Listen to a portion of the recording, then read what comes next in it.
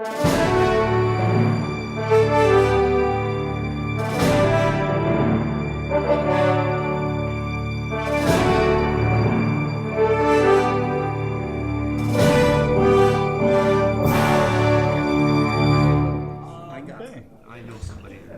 I'd like to call this regular meeting of the Coralville City Council to order on October 9th, 2018. Roll call. Councilmember Foster. Present. Gross. Here. Gill. Present. Dodds. Present. Goodrich. Here. Okay, all members of the council are present, as is the mayor, city clerk, acting city clerk, city administrator, city attorney, and several staff members in the audience. I would entertain a motion to approve the agenda. So moved. Second. Moved by Gill, seconded by Goodrich. Discussion? All in favor say aye. Aye. Okay, the agenda is approved. Okay, we have one proclamation tonight that I would like to read. Proclamation of the City of Coralville. Whereas domestic violence, dating violence, and stalking affects women, children, and men of all racial, cultural, and economic backgrounds, causing long-term physical, psychological, and emotional harm. And whereas 1 in 3 Americans have witnessed an incident of domestic violence. And whereas children who experience domestic violence are at higher risk for failure in school, mental illness, substance abuse, suicide, and may choose violence as a way to solve problems later in life. And whereas domestic violence in rural communities exists as a hidden, silent, and often unrecognized crime that is often underreported.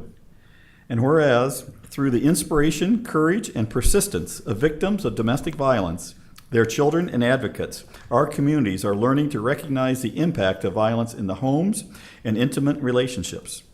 And whereas the Domestic Violence Intervention Program has worked to end violence in intimate relationships for more than 38 years through collaborative partnerships of advocates, volunteers, local municipalities, criminal justice, health and human services, faith communities, business leaders, and private citizens.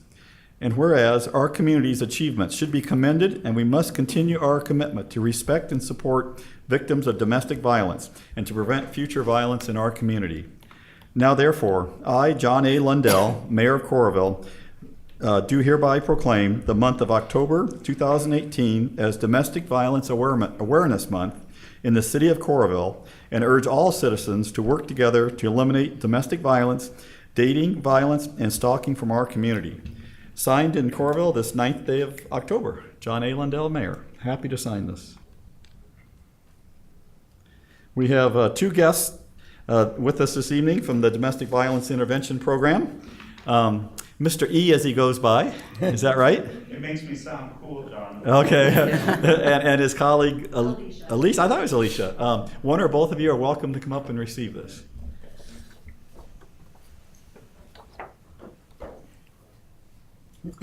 Would you like the picture to go with it? Sure. Okay. I'm just gonna pass thank these you. down. Thank you. We'll put it right in front of the Sure.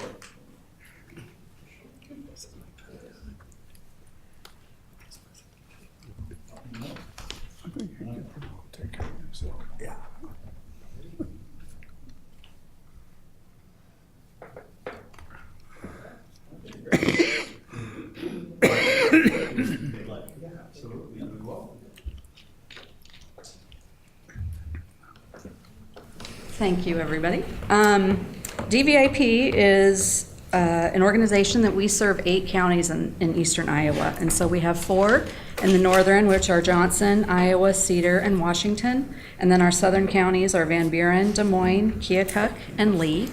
I'm Alicia Packer, and I am the housing coordinator of the northern 4 counties. In the handout that's coming around, in 2018, 937 clients have been served in Johnson County thus far. In our entire coverage area, about 1,750 clients have been served. And as the mayor said, these clients come to us from many different sources. We have worked with the Criminal Justice Department. We work with the Abbey Center, the Prelude Center. They come to us word of mouth, the courts. So we have a lot of people that we see day in and day out.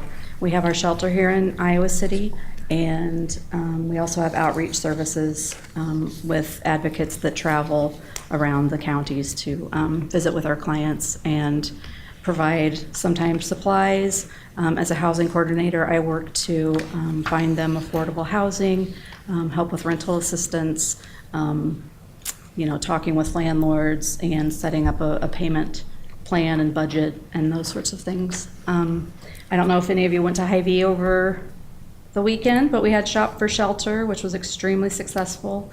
I know that in Coralville, they, I think, collected maybe 45 carts of groceries, and so our shelter is chock full of just everything we could ask for, and so it was a really lovely thing from the community to witness recently.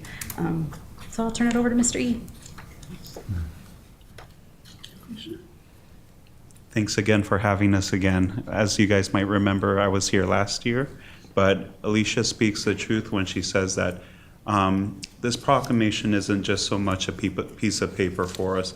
It really is an affirmation that, we will support our communities, our kids, those who experience domestic violence within our communities. So when we have the support locally, it really makes a huge impact in not only just survivors, not only coming forth and sharing their experience, but it also assists in the healing process of what is trauma for many of the families, because we really want to be able to meet people where they're at with their situation, and that's what we're at. Sometimes that might be just listening to a story. That sometimes might be having to just work through some of the things that are going in their life, whether advocating through the judicial system, but we also couldn't do it without the support of law enforcement, and I wanted to give them a huge shout out, including, of course, Coralville law enforcement and Iowa's ICPD, because without their support, we wouldn't be able to also connect with those survivors when we have difficult situations that happen. So again, thank you for your support. Thank you for for supporting and signing this this proclamation, because, like I said, it really means that survivors can have an easier time reaching out to their communities for support. So thank you very much. Thank you. Thanks for coming tonight. Okay. Next item is citizen comments. Is there anyone in the audience who would like to speak to us tonight about an item that's not already on the agenda? Melissa?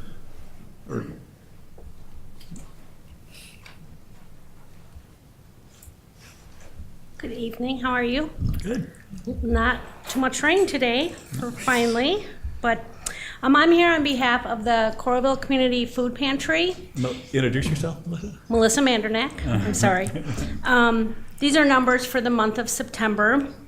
We had 888 visits, 395 families were served, 1,370 individuals, and the food that left our pantry was 29,289 pounds for the month of September.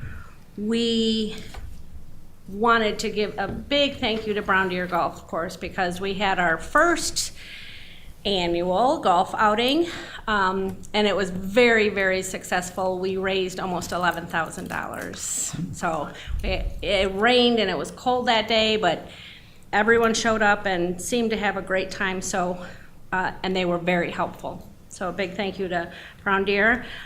We have our food run 5-10K coming up Sunday, October 28th.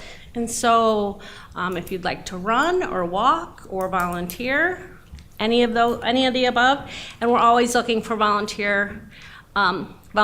So there's lots of different kinds of volunteer opportunities at the pantry. So thank you, as always, for your support. Thank you, Melissa, and thank you and your colleagues for the work you do there. Are there any other comments?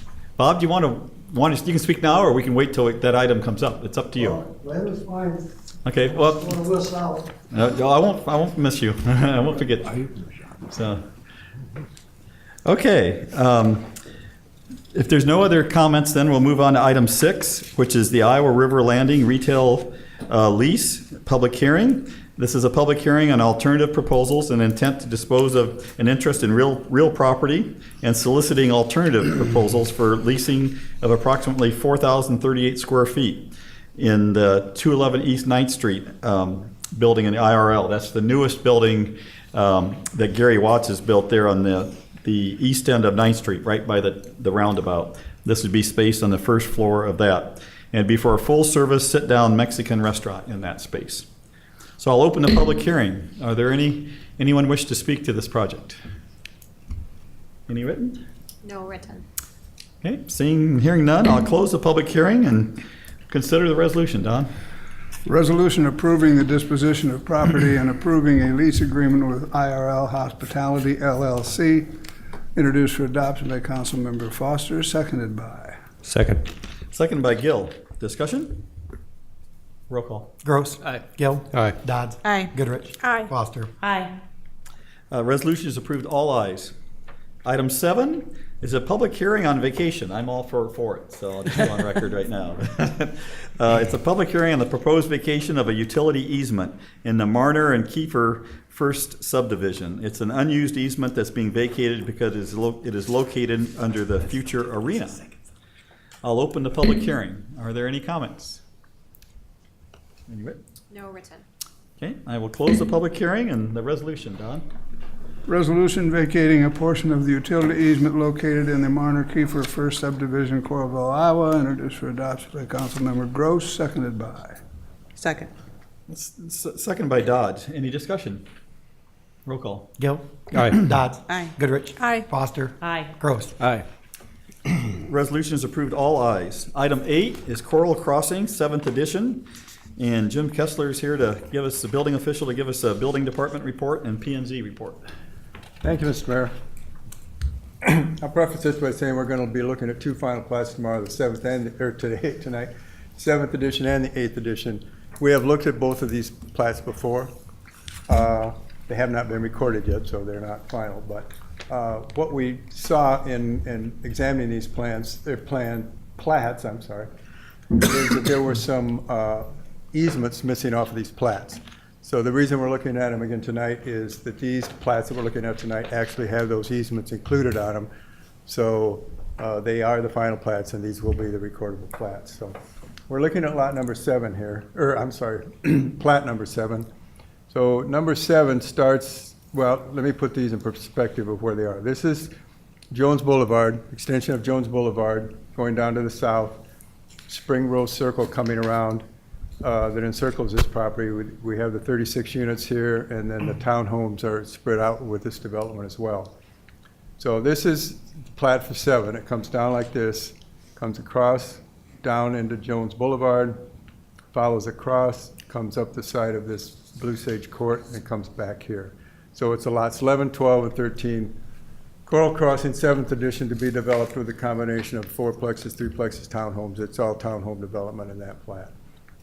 And so this dotted line you're looking at here on this plat is actually the pond that's out there. So one of the things that was missing, of course, was a stormwater easement that was associated with this pond. That's on this plat now. There were some private utilities access easements that were missing that are incorporated in these plats now. So all of that is incorporated in these plats that weren't on the first ones that we looked at. So this one was a P&Z meeting the other night and recommended for approval by a 6-0 vote. Okay. Thank you, Jim. Don, the resolution? Resolution approving the final plat for Coral Crossing, 7th edition, Coralville, Iowa, is introduced for adoption by Councilmember Gill, seconded by. Second. Seconded by Goodrich. Discussion? Roll call. Dodds. Aye. Goodrich. Aye. Foster. Aye. Gross. Aye. Gill. Aye. The resolution passes all ayes. Item 9 is also Coral Crossing, this time the 8th edition. Jim? Same situation with this. There were some easements that were missing on it. They're on it now. For instance, there's a public utility easement and access easement across here. In this townhouse development, there are some private streets and private roads, so that's why we needed to get the access easements on there. This one's a little hard to follow, so it's very small on here, so I'm going to do my best. But the 8th edition starts up here, north of Jones Boulevard, without Lot A. Lot A is part of this edition. Comes down to Jones Boulevard, follows Jones Boulevard down here, comes to the bottom of Spring Rose Circle, over here, comes down here, takes in Outlot B, which is part of this plat as well. Back up.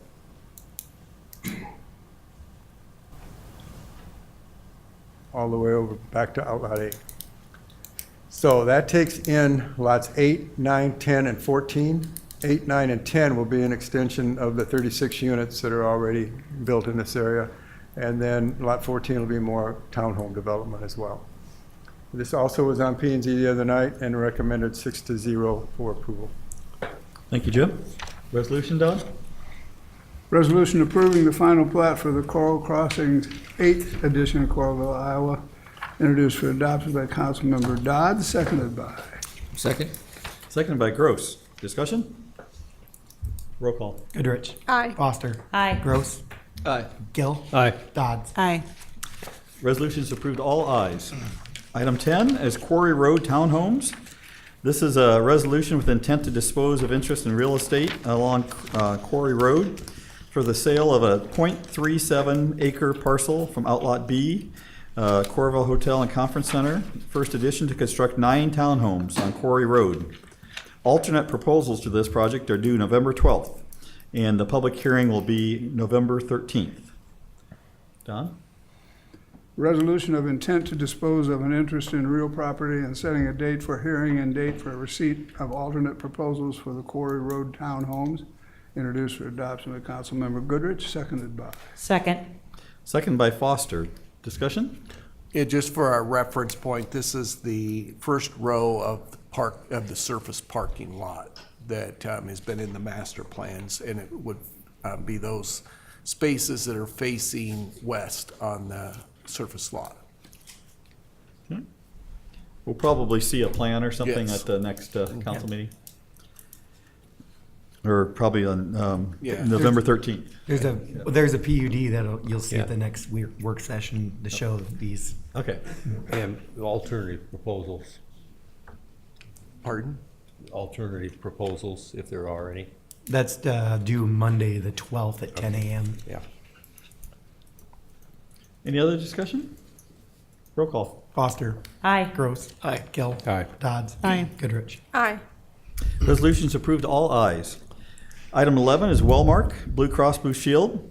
The city's received a quote of 3.07% increase to its current premiums for the calendar year 2019. And our HR director and many other hat wearer, Mike Funky, is going to tell us about it. Thank you, Mr. Mayor. Yes, we're here tonight just to recommend approval of our 2019 Wellmark Blue Cross Blue Shield Alliance Select renewal rates. Got a very good 3.07% increase, so we're here to recommend approval. Thanks, Mike. Don? Resolution accepting quotation of Wellmark Blue Cross and Blue Shield to provide health insurance for the city's employees, introduced for adoption by Councilmember Foster, seconded by. Second. Seconded by Gill. Discussion? Roll call. Gross. Aye. Gill. Aye. Dodds. Aye. Goodrich. Aye. Foster. Aye. Thank you. Resolution passes, all ayes. Okay, item 12 is the Coralville Marriott Hotel and Conference Center. There are 3 resolutions, all having to do with some renovation work that we're planning to do. Item A. Resolution ratifying the Coralville Marriott Hotel and Conference Center Public Area finishes Phase 1 sales order with design for Force Corporation, introduced for adoption by Councilmember Gross, seconded by. Second. Seconded by Goodrich. Discussion? Our Assistant City Administrator, Ellen Hobble, is going to speak to us. Hi, you do have the 3 resolutions in front of you. The first is for the broadloom carpet and carpet cushion for the renovations on the first floor, and then the meeting rooms on the second floor. The second is for the wall vinyl and acoustical wall coverings. And the third is for the hand-tufted area rugs and installation supplies. There will be 2 additional purchase orders coming to you later, and those will be for the furnishings and for the draperies. So we're moving forward with this. We started working with the consultant in January, and next week is a meeting they have with Marriott headquarters to determine, final approvals and that type of thing. I do have some samples for you to see that I wouldn't say are necessarily final, but are a representation of what we expect to see in the final design. This represents carpet colors for the public areas, so there are definitely more colors in it than this, but this gives you an idea of the palette that we'll be going towards.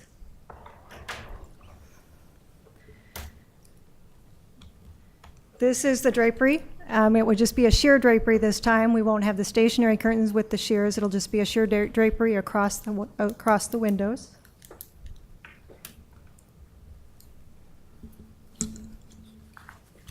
These are examples of the wall vinyl for the two ballrooms. You can see we're going to a much more neutral palette than what we're used to. Lots of grays and silvers, and there's some blues and greens for accents. Ellen, is there like a mock-up of what this will look like? We're getting some boards. They don't want to do the boards until they have final approval, but I'll have those hopefully week after next or shortly thereafter. And then I've asked for one so that we have one that we can display at the Marriott and one here so that people can see what's ahead. And then there are many additional furniture pieces that we'll have, but this is just 3 pieces that will be added to the lobby, and there will be more, but shows you a picture of the piece and then a picture of the sample of the fabric, so you get to see that too. We should go on a field trip to go see it. That's a good idea. Yeah. Yeah, the work should be done in December and January. Okay. Just like to thank you, Ellen, for all the hard work you've done on this. It's Thanks, shepherding this. Looks beautiful. Well I think it's done. going to be a big change. I think it's going to look really fresh and updated. It's great. You want to go ahead and speak to the schedule for these improvements? Yeah, starting with the ballrooms in December and then working through January and probably a little bit beyond that into the second floor. And there's a little bit of work to be done in the exhibit hall, but most of the work you'll see getting done in December and January, and that's been on the schedule for quite some time. You know, they have to make sure that they don't have anything scheduled for that time. So we really are trying to make sure that we can get as much done in December and January as we can. Thank you, Ellen. You're welcome. Well, let's introduce the first item. A, please, Don. A, we've done. We're on B now. Oh, we need a roll call I then. don't think we voted yet. Okay, then a roll call. Gross. Aye. Gill. Aye. Dodd. Aye. Goodrich. Aye. Foster. Aye. Resolutions approved, all ayes. Now, item B, Don, thank you. Resolution ratifying the Coralville Marriott Hotel and Conference Center Public Area Finishes Phase 2 sales order with design for Force Corporation, introduced by Councilmember Gill, seconded by. Second. Seconded by Foster. Discussion. Well, I just have one question, Ellen. So the stuff that's in there now, what happens to it? Well, you know, I think we've talked about, you know, like the banquet chairs, those that are in better condition maybe could be donated to some nonprofits or something like that. You know, I don't think the carpet probably has a future life. You know, I would say the banquet chairs, and most of the furniture is kind of being limped along as well. It's, a lot has already been moved out, so we don't have nearly the furniture we originally did. So I don't think that there's I don't anticipate a great big sale like they had for Right. the downtown When hotel. it gets moved out, where does it go? Moved out, The I believe furniture. it would be landfilled, yeah. Okay. I mean, it just doesn't, there's no useful life. It's been 12 years done, of, yeah. of hard living. But there might be a piece nice enough for your basement if you'd like. You know, there could be some, you know, maybe some You put it mirrors on or your something like wall, that Mitch. that will have a, Nice have a shag. purpose, Going yeah. more what you talked You about, like- just nonprofits or shelter Right, houses. I think, yeah, or- for anything usable, Yeah. I'm sure that we'll Yeah. look for You a, like those red and a yellow future colors. use, yeah. I'm more of an earth tone guy. What about like Habitat Restore? Would Yeah, any anything would like any of that. it be Yep. in good enough condition to go? Sure, anything like that, I think we'll look for another use for, you know, but a lot of it has had a lot of pretty significant use for 12 years, so we'll see what we can do, what we can save and what we can't. In all seriousness, it's our Marriott hotel, and we're going to make it the best it can be. So it's the premier hotel in Johnson County. That's right. And I love the that new colors. color palette. I think it's Yeah. really neutral, and I think that it'll last a long Mm-hmm. time. There's been a lot of attention paid, you know, the designers and Marriott headquarters, trying to make sure that, you know, the colors are appropriate and work well, and yet how can we make them not too light so that red wine is really an issue, and there's a lot of things to think about. But they've all done this before, so. Thank you. Roll call? Gill. Aye. Dodds. Aye. Goodrich. Foster. Aye. Gross. Aye. Resolution is approved, all ayes. And lastly, item C. Resolution ratifying the Coralville Marriott Hotel and Conference Center Public Area finishes Phase 3 sales order with Design Force Corporation. Introduced for adoption by Councilmember Dodd, seconded by. Second. Seconded by Gill. Discussion? Roll call. Dodds. Aye. Goodrich. Aye. Foster. Aye. Gross. Aye. Gill. Aye. Resolution is approved, all ayes. Item 13 is two engineering services agreement. The first one is with H.R. Green for the First Avenue Gate Controls Project. It's for stormwater gates at First Avenue Clear Creek Bridge in the wastewater treatment plant. Resolution approving the engineering services agreement with H.R. Green Inc. for First Avenue Gate Controls Project. Introduced for adoption by Councilmember Goodrich, seconded by. Second. Seconded by Dodds. Discussion?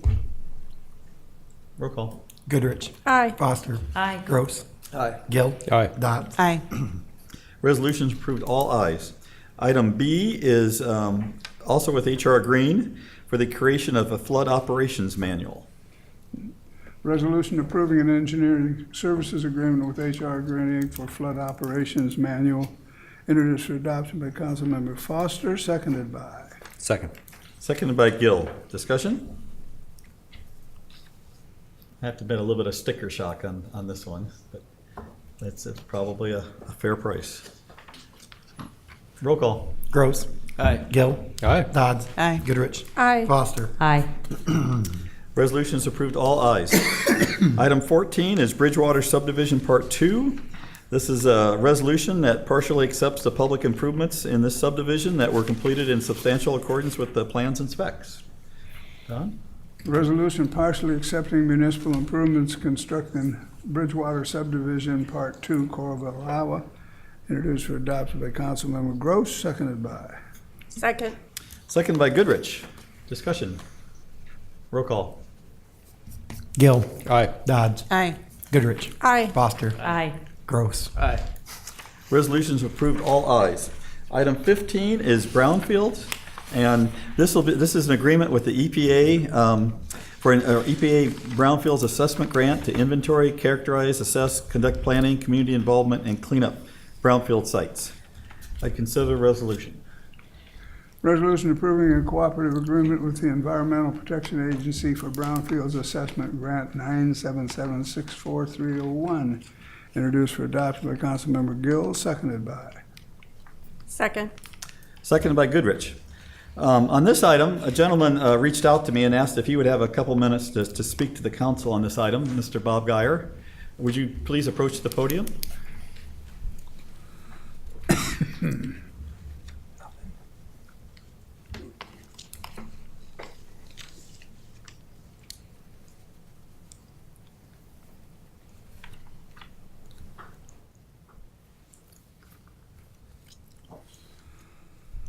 What I'd like to address the council about is right with the IRL down at the river.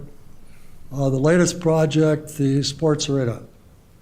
I represent a client that was forced to move down there, and it's been 18 months now, and he's still not received a settlement from the city for being forced to relocate. I have a couple of emails here. I'm not going to be able to put my whole case forward. And that's not necessary because we're not going to be able to resolve it tonight. I anyway. understand Yeah, that. right. I have two short emails. Here's one sent September 27th from Kevin Olson's office. It was sent to myself, and copied in was Kelly Hayworth, Ellen Habel, and Dan Holderness. Subject, Nye. And the firm I'm talking about is Nye Relocations. Bob, I received your message from Dan about going to the city council. That certainly is your right. Mr. Nye moved out of the unit without having an agreement completed. Would you agree with that? Is there agreement that he has signed now? It is not to say that I'm not going to pay him to move. However, his home property is full of junk, and that stuff needs to be moved before he is going to get paid, which in turn means that you will get paid from him. The city staff is sick and tired of getting complaints about the junk he stores at his place. As his representative, please pass this along to him. On 10/4, I sent a reply. Again, it was to Kevin Olson. I copied in Kelly Hayworth, Ellen Habel, and Dan Holderness.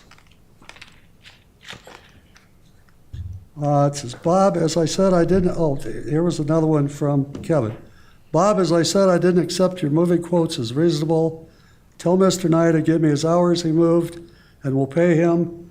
Mr. Nye knows that there are issues at his house, even if you don't. On October 4th, I sent my reply, copied in the same people. Mr. Olson, after receiving his notice, he was being forced to relocate from his place of business.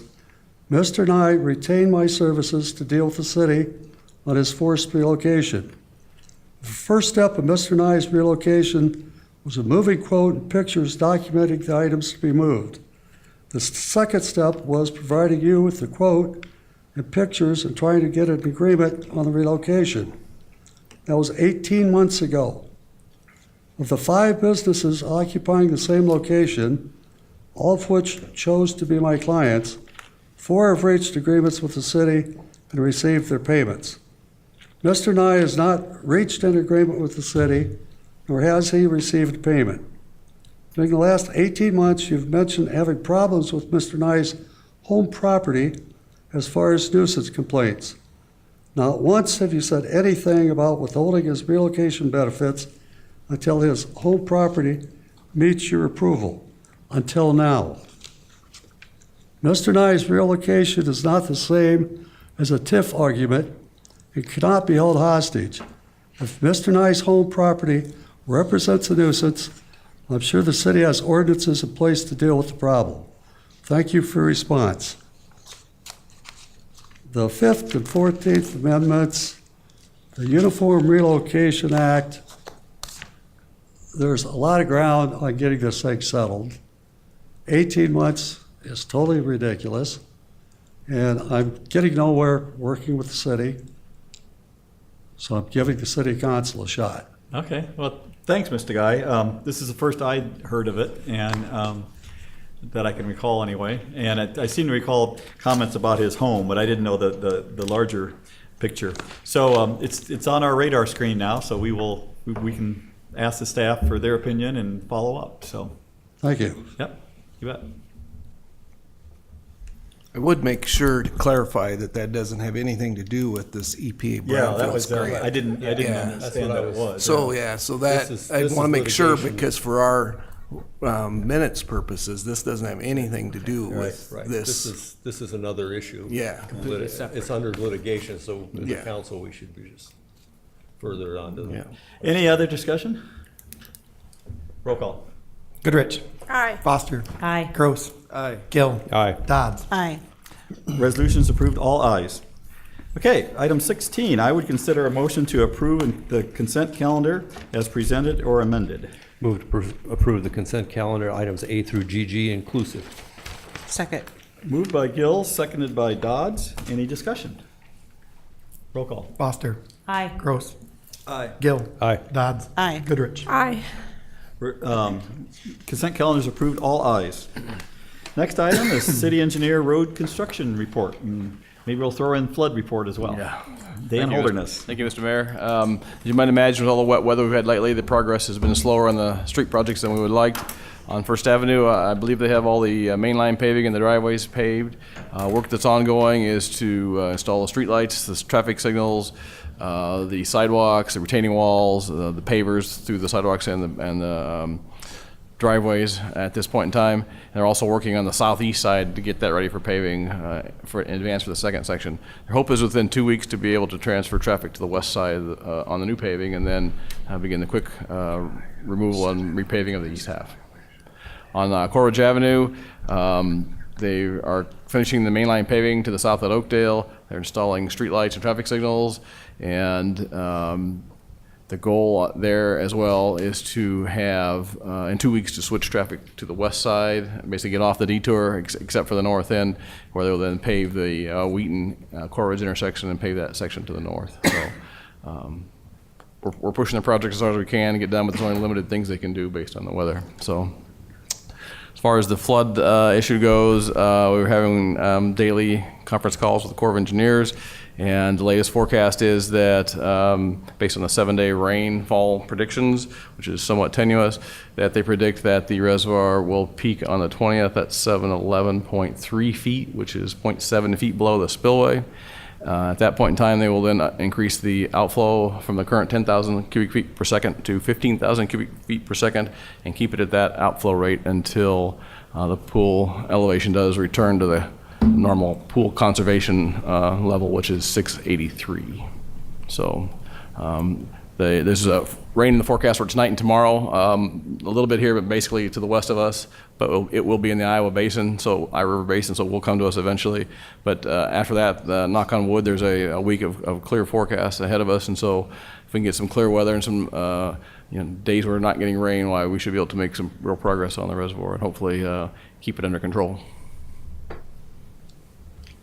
Thank you, Dan. And I believe I'm correct in saying that other than the closure of some trails and some low areas in the community, we're not at this discharge rate required to initiate any of our flood protection structures or anything that might. That's correct. And even at the 15,000 cubic feet per second release rate, we really don't have to incorporate any of our flood control measures, though we are getting close to having to employ some of the removable flood wall panels, those kind of things. Those kind of come into play around 18,000 to 21,000. So when it does go to 15,000, we'll have to pay much closer attention to make sure that there's any forecast of rain in the basin or locally that we'll have to, again, start doing some activities. But again, nothing significant and not a sandbag to be found, hopefully. So. Good. Any questions for Dan about either road or water, sewer, or flood? Okay, thank you, Dan. Always interesting reports. Item 18 is City Administrator's report.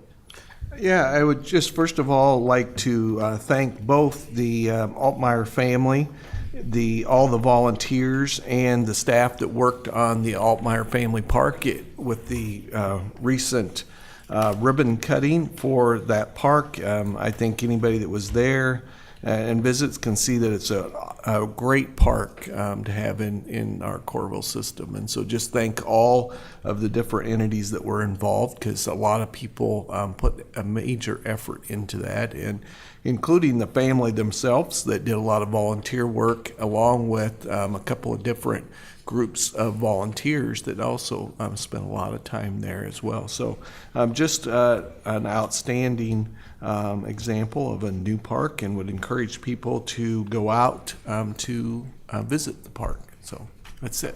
Okay, thank you, Kelly. Mayor's report. I just wanted to mention a couple upcoming events. This Saturday, October 13th, is Shred Day in Coralville, the Fall Shredding Day. That's from 8 o'clock in the morning till noon in the parking lot of City Hall, right outside the door here. So 8 till noon. You can bring your confidential items, and they even have a video monitor that you can watch your materials being shredded as they go through the shredder. So you can have full confidence that they're being destroyed. The next day, this coming Sunday, from noon to 4, is the fall open house at the fire station, the fire station number 1 here on 5th Street. So noon to 4 p.m., fun for kids and adults alike. Come down and climb on the trucks and ask questions and take home good information. That is followed up at 4 o'clock with their annual chili dinner. So if you time it right, you could come for the last hour or so of the open house and then stay on beginning at 4 for the chili dinner, which is delicious. And that goes till 8 p.m. And that's a free will donation that you can choose to donate what you see fit. So Saturday and Sunday, lots going on. That's it from me. City Attorney's report. No humor tonight. We lost Harry Emson Friday. He was many years ago seated on the council here, and I just wanted to mention the fact that he's gone and that we missed him and appreciated his work for us. That's all, Kevin. I can't really talk, so nothing further. Yeah, thanks, Don, for mentioning Harry. Committee and council members report. Lori, we'll start down at this end tonight. Okay, thanks. The Coralville Center for Performing Arts is having an evening with Rogers and Hammerstein a week from Saturday. No, it is this Saturday, October 13th at 7:30 p.m. And tickets are going fast, so you can pick up your tickets at the Coralville Performing Arts on their website or at their office. And also, there's some very fun programs that are coming up for the holidays that you might want to look and get tickets for, because those will go fast also. Thank you. Yep. Thank you, Lori. Jill. Thank you, Mayor. You may remember the council approved new playground equipment for the Creekside Ballpark, and we are having an ribbon cutting and grill out on Tuesday, October 16th at 5:30 p.m. out at the Coralville Creekside Ballpark. So you're all invited to come there and share in that with us. And then I just wanted to say thank you to the Altmeyer family. I thought that was a great ribbon cutting, and I enjoyed all of the stories, and and it was just a really good time. Was. Thank you. Tom. Thank you, John. Josh Schomburger sent a note out today. We are Emmy Award winning. Oh. And I'm just going to read his post. The documentary we produced this past April on writing and wrestling received a regional Emmy for the best documentary this past Saturday night in Minneapolis. This is a tremendous honor and a testament to the incredible work Nick Pfeiffer and our partners at Trilex, and certainly our friends at Iowa Wrestling, UNESCO City of Literature, and the University of Iowa. Pretty cool thing now that we have an actual Emmy in the CVB trophy case. So congratulations to Josh and the CVB. Very good. Thank you, Tom. Megan, we're gonna jump over to you. I don't have much. I also very much enjoyed the ribbon cutting at the Altmeyer Park, and the stories. I especially enjoyed hearing the stories and about growing up on the farm. It reminded me of my own upbringing, and I really thought, like Lois, the stories that she was telling. It's like, boy, it sounds exactly like my dad. So I really enjoyed that. It's going to be a wonderful addition to the community. I did want to clarify: is that park closed right now because it's of the rain and the flooding? Yeah. Okay, and we'll probably reopen at some point. Yeah. Yeah. So just something to be aware of, and that is all I have. Thank you very much. Thank you, Megan. All right, well, I've got a few things, but I guess we'll start off with the Altmeyer property. Unfortunately, I talked to Sherry today. She's South by Northwest, and I'm my daughter's basketball coach in a Sunday morning league, and we were supposed to have a 2:00 game at West High, and a team didn't show up, so we got moved. Or we were supposed to play at noon. We got moved to 2, so I apologize about not making it. It sounded like a great event. Second, I just want to touch base on a couple of things that I know I'd asked Kelly, and thanks for giving that wage list providing, because I want to make sure people know there's discussion out there about what do city workers make and from a minimum wage standpoint. And from my looking at the data, from our full-time perspective, our custodial staff has a starting wage at $18.18, which is well above where we're at. So I'm really happy and proud that we're at that spot already. Second, kind of piggyback on what Tom said about the book festival. On Thursday of last week, the City of Coralville sponsors the Paul Engel Award, which is a very, very prestigious award that is given in the realm of literature. And this year's winner was Dina Nayeri, who's done a lot of work on refugee literature. In fact, her last book was called Refugee. So I just want to give her a shout out and the city a shout out for sponsoring that award. Lastly, early voting started on Monday, I believe. So that is available at the Johnson County Auditor's Office. And I believe there'll be dates in October, November here at Coralville City, or at the library, I believe, as well. And last, I just, I was always taught not to think before you speak a little bit, but I just want to touch base on something that's on my brain. Every budget year, it feels like we get in some pretty in-depth talks about our human services budget. That's one that always just gets a lot of discussion. It's usually over $1,000 or a couple $1,000, and yet we vote on lots of other things. In the last 3 to 4 weeks, I have attended 3 funerals of suicide victims in Coralville. The last one today, a 28-year-old, a colleague of mine, also a former student. I drove actually from her service to this meeting. We had another teacher in the school district end her life this week at age 47. The first day of school, I had a former student end his life at age 20. These are all actually 2 of the 3 are Coralville residents. So, we bicker over $1,000 here and $1,000 here, but these are the decisions that impact people's lives.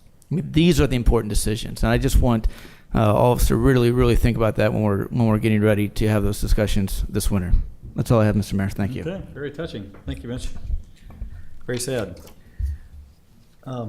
Tonight, we have the honor of having Kelly Lindsay be our acting city clerk, so I'll give her a chance. Anything that you'd like to add for the good of the order? Nothing to add tonight. Okay, thank you. Thanks for pitching in, yeah. Okay, item 22, I'll consider a motion to adjourn to executive session to evaluate the professional competency of an individual whose appointment, hiring, performance, or discharge is being considered when necessary to prevent needless and irreparable injury to that individual's reputation, and that individual requests a closed session pursuant to section 21.5I of the Code of Iowa. So moved. Moved by Gill, seconded by? Second. By Gross. Roll call? Gill. Aye. Dodds. Aye. Goodrich. Aye. Foster. Aye. Gross. Aye. Okay, we'll move into executive session for a bit, and then we'll come back out here and adjourn, and then go to our work session.